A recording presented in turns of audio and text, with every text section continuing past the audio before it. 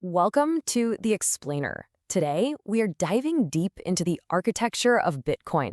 And hey, if you're coming from a world of traditional databases, you're in exactly the right place. We're going to break down how Bitcoin works using concepts that'll feel super familiar, but also show you what really makes this technology tick. Okay, let's get into it. So at a high level, you can absolutely think of the Bitcoin blockchain as a new kind of distributed database. I mean, it stores records, it processes transactions, and it keeps everything consistent. But here's the kicker. The real magic is how it pulls all this off with nobody in charge. And that's what makes it so different from any database you've worked with before. At its very core, Bitcoin works as a state transition system. Just think about your own database at 9 a.m. We can call that state A. After a whole bunch of transactions roll in, by 10 a.m., you're at state B.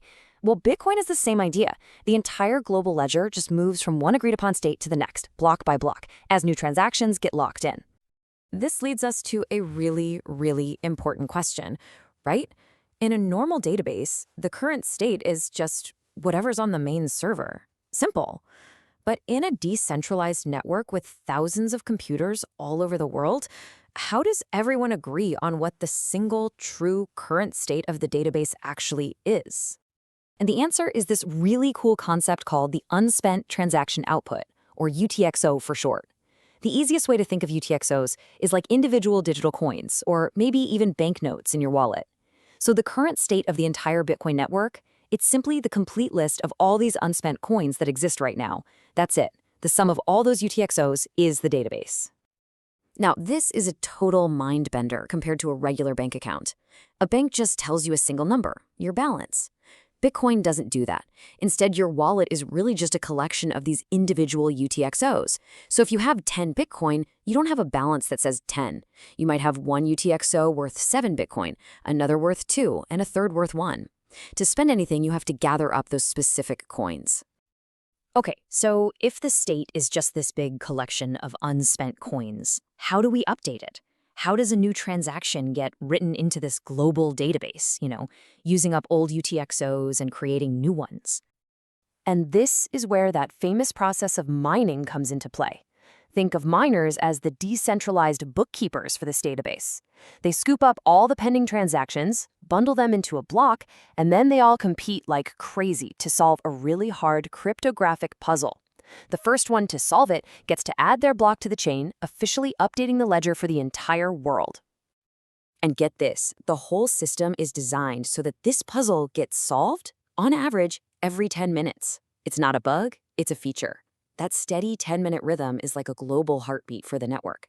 It makes sure that no single miner can get too far ahead, and it gives everyone enough time to check the new transactions and agree on the state of the ledger before the next block comes along.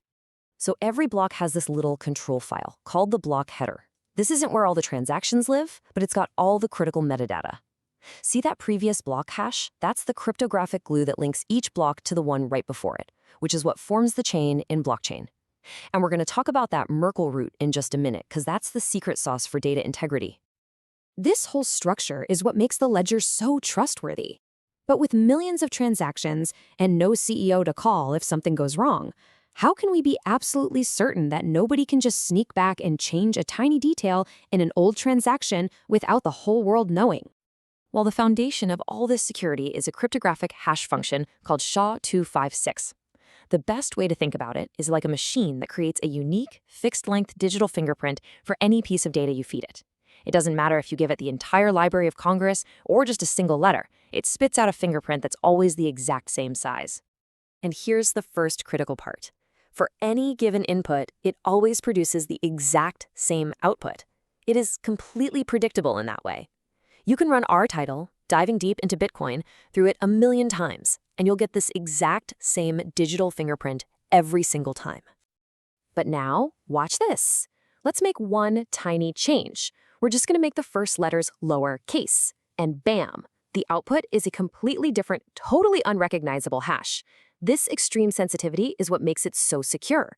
If anyone tries to alter data, even by a single comma, it creates a brand new fingerprint that the rest of the network would immediately spot and reject. And that right there is the whole point. This whole system of hashing creates a chain of blocks where trying to change something in the past is basically impossible. To alter an old block, you'd have to redo all that puzzle-solving work for that block and for every single block that has been added since. The amount of computer power you'd need is just staggering. It makes the ledger, for all practical purposes, unchangeable. Okay, that brings up a pretty obvious efficiency problem. A single block can have thousands of transactions in it. Does every computer on the network really have to check every single one of those transactions individually to make sure the block is valid? I mean, that sounds incredibly slow. Bitcoin's solution to this is just elegant. It's a data structure called a Merkle tree, and it's a brilliant way to take a massive list of transactions and kind of roll them all up into one single compact hash that proves the integrity of the whole set. We call this the Merkle root. So here's how you build one. First, you take every single transaction in the block and you hash it. These are the leaves at the bottom of the tree. Then you start pairing those hashes up, combining them and hashing the pair together. You just keep doing that, pairing and hashing, working your way up the branches of the tree until you're left with just one single hash at the very top. And that final hash, that's your Merkle root. It's the ultimate digital fingerprint for every single transaction inside that block. And remember that block header we looked at earlier? This is what gets stored in it.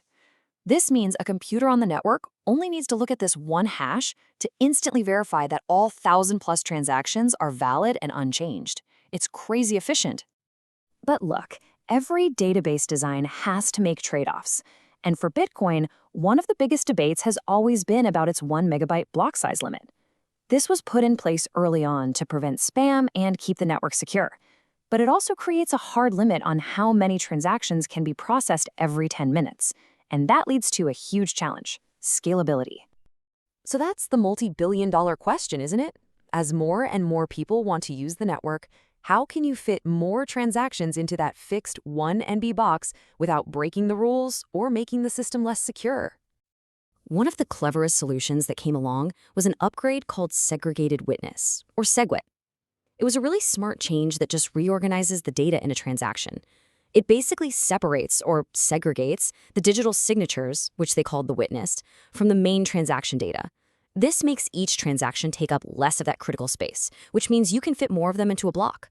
Problem solved. Kind of. When you really step back and think about it, what we've just walked through is a global public database that doesn't run on trusting people or companies. It runs on pure, verifiable math. And that just makes you wonder, right? What other things in our world that are built on trust, from voting systems to supply chains to who owns what property, could be completely reimagined from the ground up with this kind of technology? Hey, if this explainer helped you connect some dots, do me a favor and hit that like button. Share it with someone else who's curious about all this stuff. And of course, subscribe to the explainer for more deep dives into the tech that's shaping our world. Thanks for tuning in.